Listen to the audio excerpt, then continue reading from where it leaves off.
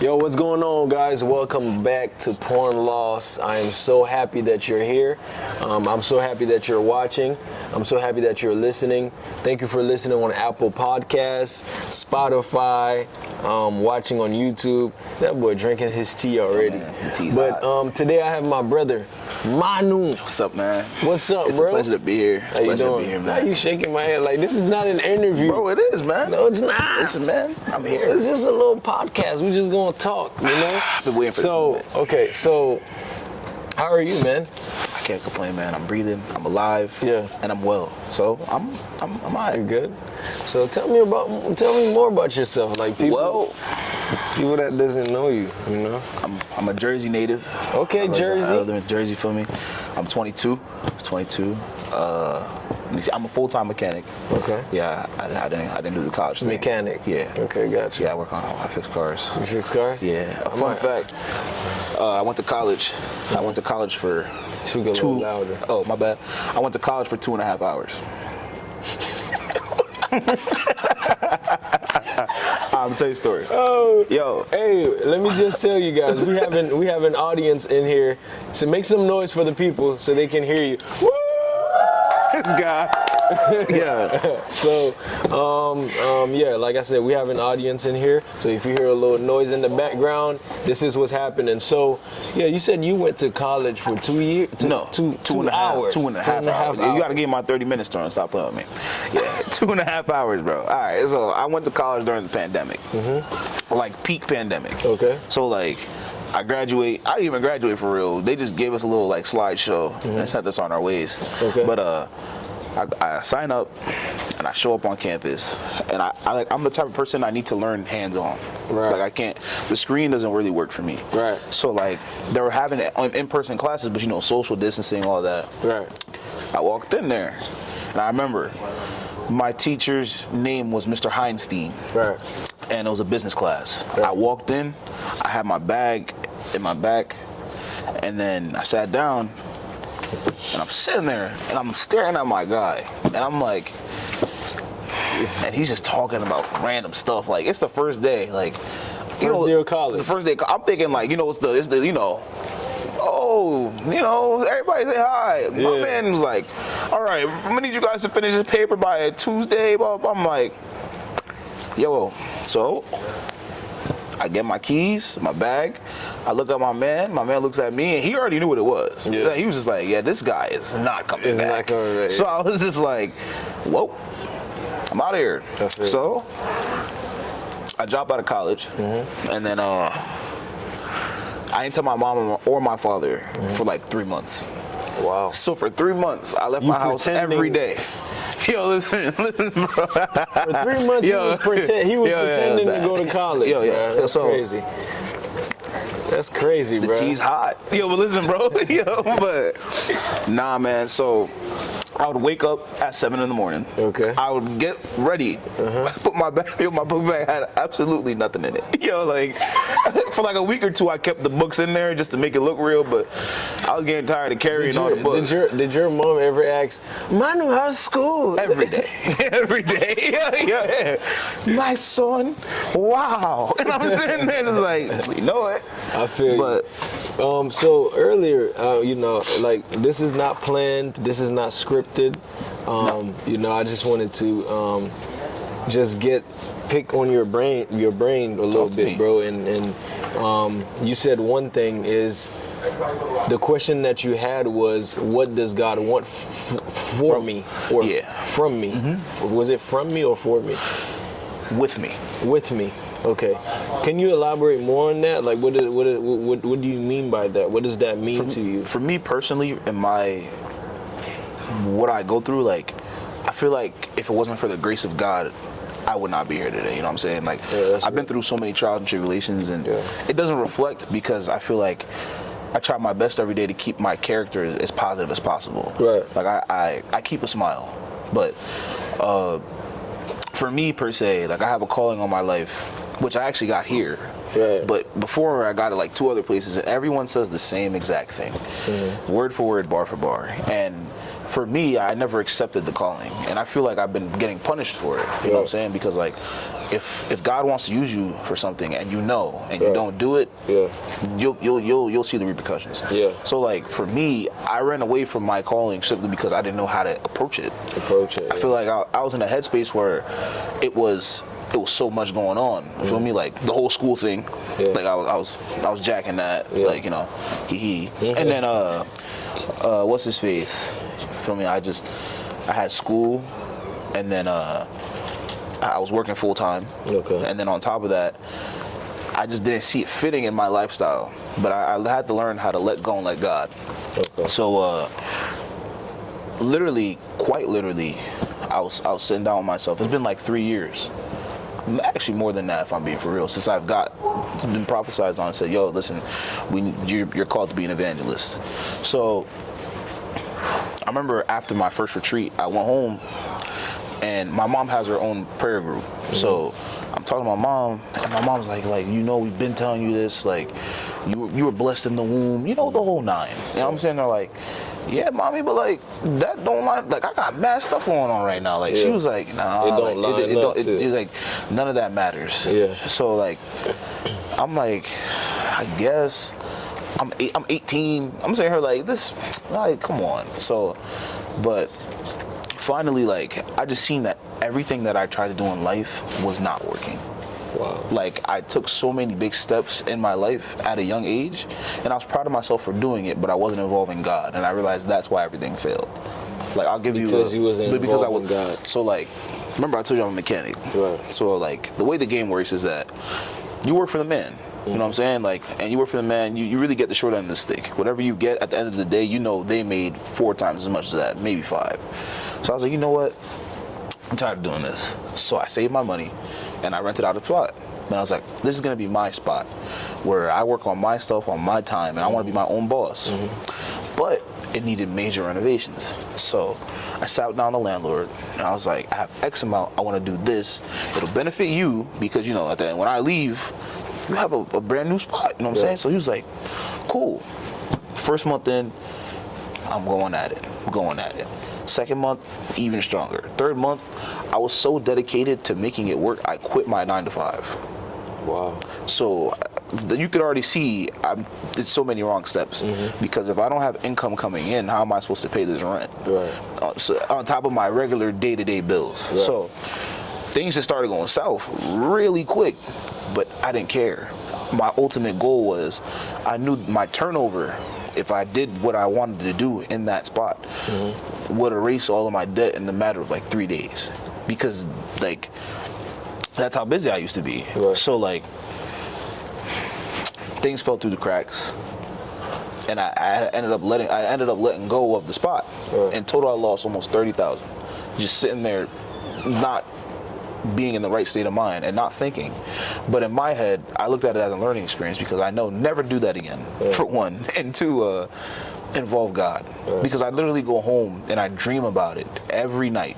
I dreamt the same dream for almost 3 months. It was just me working. But in the dream, I'm just working tirelessly. I feel like, and you know in your dream when you know your plot without having to explain anything, mm-hmm. and I'm thirsty, I'm sitting there like, yo, why am I working so hard? Day in, day out, I'm just working. Mm-hmm. I'm picking stuff up, I'm shoveling stuff, I'm cutting stuff, I'm doing this, I'm doing that. And like, it's like, yeah, I'm working, I'm telling myself, I'm working too hard. For what? Like, what is the rush? You know what I'm saying? So I sit back, I had to tell my landlord, like, yo, my lease was up in September. I got the place in August. Right.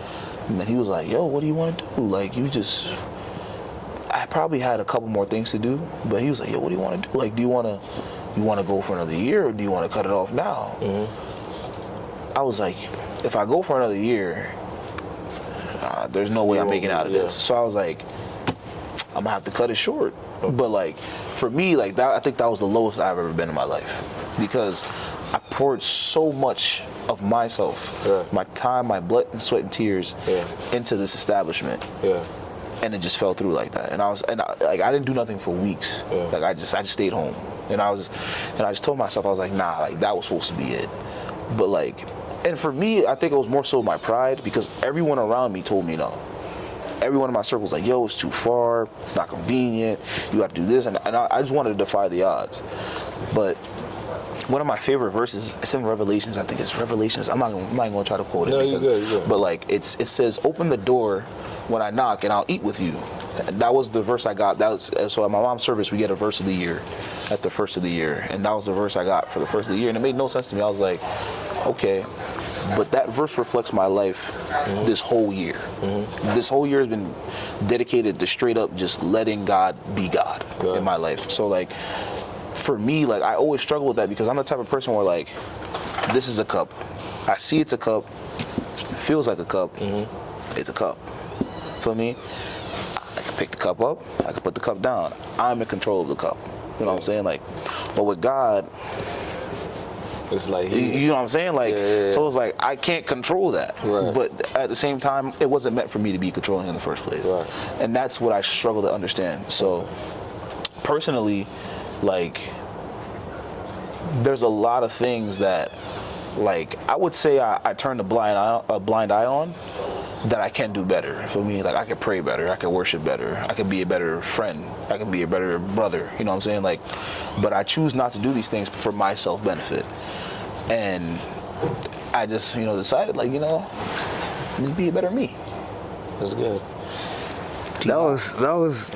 Let's clap it up for. Let's clap it up for. The tea's hot, yo. Yeah. I'm telling you. You said something that really caught my attention was you were struggling, and the reason why you believe you were struggling is because you didn't put God. 100%. You didn't put God in what you were doing, what you was doing, right? 100%. And I feel like that's even with me.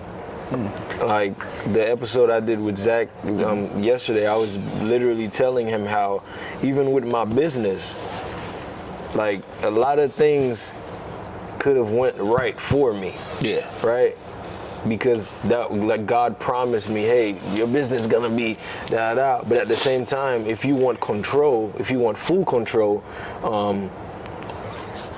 our way sucks. That's why it says in the Bible, do not lean on your own understanding.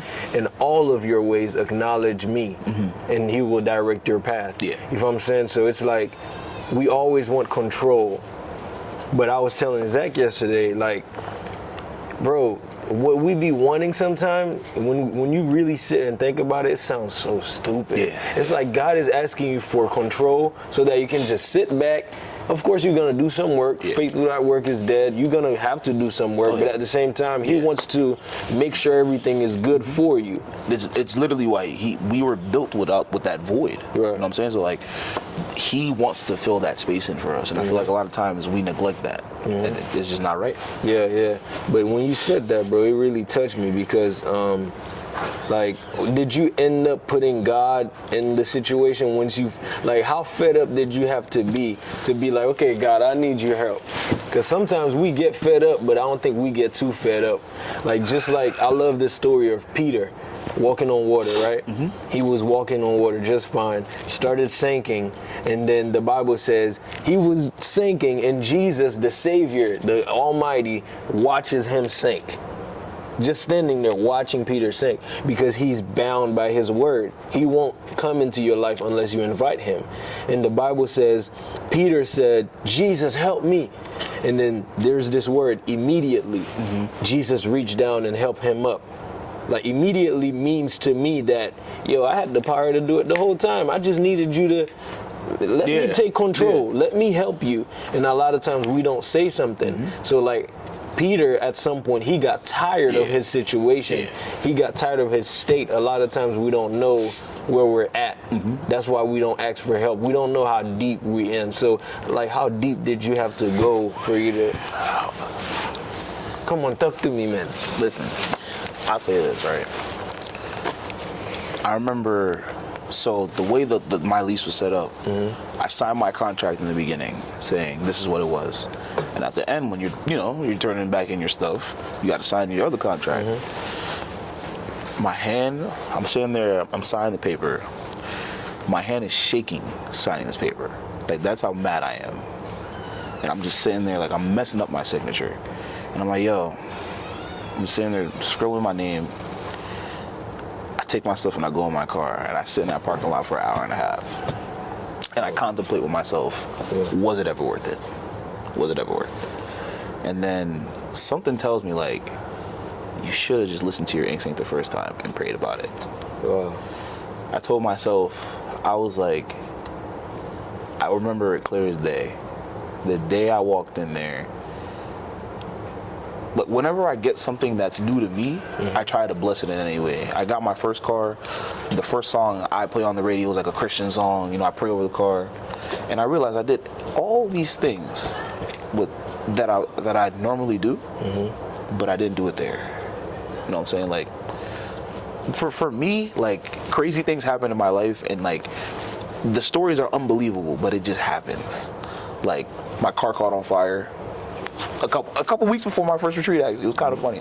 My car catches on fire. I'm driving my car. I look to my right. No, I smell something. I'm like, oh, something burning. You know, I'm thinking it's somebody else. So I'm like, yo, I look to my right. My seat is just ablaze, and I'm just like, all right, my car's on fire. so I remember I was going to pick up my sisters from school, and like, I was like, I love my car so much. I drove with the car on fire to the school, and I managed to get in the spot. You drove with the car on fire? I was my goal to save that car. Oh, Lord. So I put it in a spot, I get out the car, and I'm just sitting on the curb looking at my car on fire. And these kids are just clowning me. That's what got me mad. I wasn't even mad that my car was on fire. I was mad that the kids were clowning me, bro. They were like, yo, his car's on fire. I was like, yo, talk bad about my car one more time, bro. He was like, yo, look at this guy right here, man. They're like, yo, your car's on fire, bro. And I'm sitting there like, all right, man. But the cops show up, they put it out. And I'm sitting here like, this is the car that's supposed to get me to the spot I just rented an hour and a half away that I'm spending all this money on all my time on blood, sweat, and tears. And I'm like, that was sign number one. God literally set my car on fire, so I couldn't get there anymore. But I found a way there. For me, there was so many red flags along the way. And then I sat back, and then when I finally signed the paper and sent it all away, it was just like I had the clearest revelation ever. I seen all the red flags just come right in front of me like that. Everything that went from step to step, from this going bad to that going bad, to uncovering this and finding out that this is bad. There were so many times where I should have just pulled back and just said, you know what, this is not for me. I should not be doing this. Right. Let me stop. But I didn't do that. Right. Because it was my pride. Right. Your pride will really ruin you if you don't step back and just let God be God, bro. Yeah. So like, I ultimately, like, it was so deep. Like, my father's my best friend. I tell my father everything. So like, my dad knows the situation is bad when I just come in and I just hit one of these. Hey, I got something to tell you. So he's just like, I'll probably be doing it. And I'm just like, I'm sitting there like, yo, what do I do? Yeah. Like, what do I do? And he kept it straight with me. He was like, yo, we never told you to do that. He was like, well, I mean, we talking about we. I'm just like, he's like, yeah, like, that's not what we had planned for you, you know what I'm saying? So like, but for me, like, I've always been the type of person, I don't like people's help. I hate it, actually. Like, I like to help others a lot, but I don't like when people help me. I just like the feeling of self-accomplishment. It was something for me. Like, I put myself through school. And that could really intervene with your relationship with God. Exactly. You know what I'm saying? Like, you don't like people's help. And it's like God wants full control of your situation, of your life. Nothing but control. Yeah, and it's like you want that, oh man, I want to accomplish it all. You know what I'm saying? Like, for me, personally, like, I remember, again, I did 3 months of the book bag thing, you know, by mommy. And, like, I was like, you know what? But I always loved cars since I was a kid. Like, I used to take them apart for fun and put them back together. It would never start, but oh well. But, I was like, you know what? I like them. I see myself doing it, and I got really, really good at it. So then I'm doing all right now. I ended up making a new business out of it. I buy them, fix them, and flip them. But what's his face? Like, I was like, you know what? My parents were like, listen, bro, we didn't say we want to put you through no trade school. We were going to put you through college. Yeah. You want to go to trade school, that's on you. Like, you know, so I worked full time. I went to school full time. And I paid my bills full time, you know what I'm saying? So like, and doing that at 19 isn't easy. So I was just like, all right. And then my car caught on fire. Now I'm out of a car, and I'm still paying all this. So was it after your car caught on fire that you literally submit to God and I still went on further because my pride was that strong. wow. Like what was the thing? The turning point for me? What was that thing? Like what was that thing The spark? that really sparked it? Again, teach me. I got you. If I tell you what it is, you'll never believe me. What was it? I lost my wallet. I lost my wallet. You lost your wallet, and that's what made you like. Okay, I'm gonna tell you why. Okay. You ever just are you ever angry and something stupid will happen, but since you're already angry, it makes you more angry? Mm-hmm. Like, let's say you're angry and you like hit your knee on the corner or something, and then you just end up hitting one of these. You know what I'm saying? So I remember I'm fed up with the whole situation, and life hit me with a curveball. So now I'm really mad. I remember I'm late for work, and I lose my wallet. But I can't work without my wallet because I need to scan in my license. Right. So I drive to work. I make it to work on time, which I'm never on time, but I make it on time that day.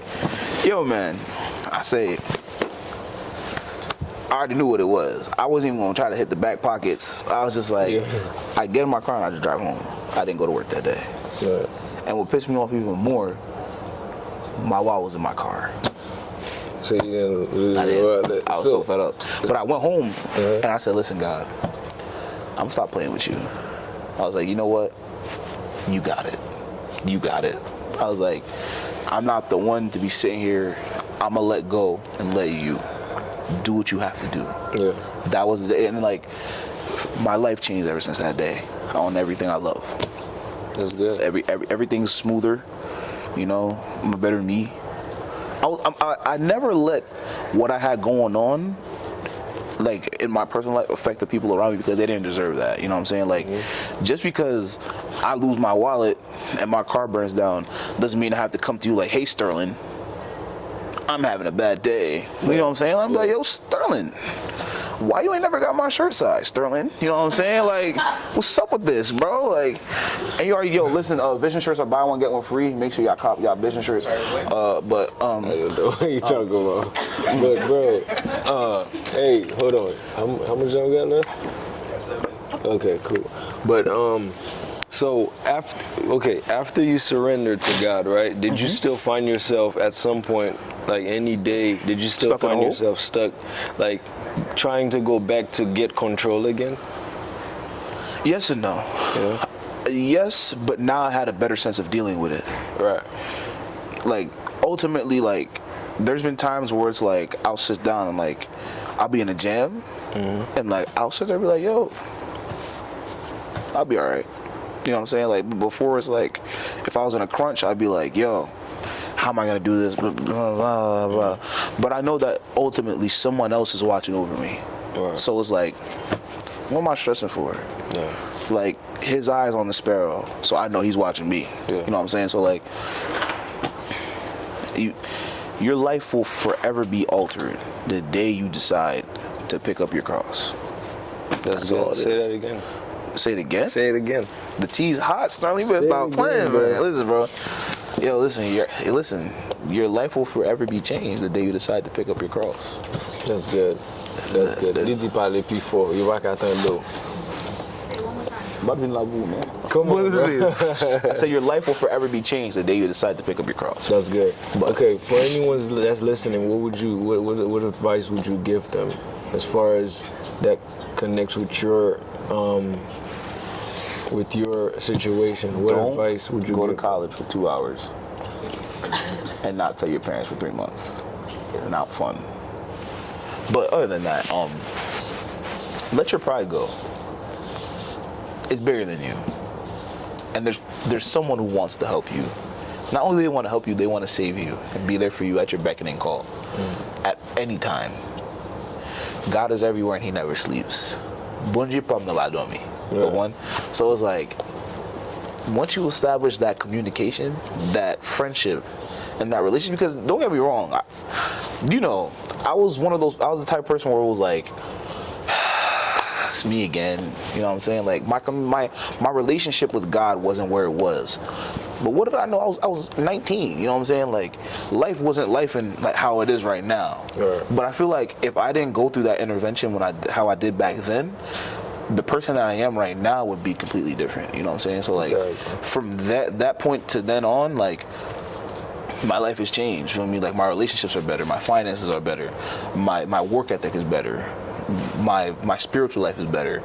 It needs a lot of work, but it's better. You know what I'm saying? Like, compared to what it was before, way better. So it's like, I'm establishing communications and all that stuff. Like, overall, I'm just seeing me in a better light.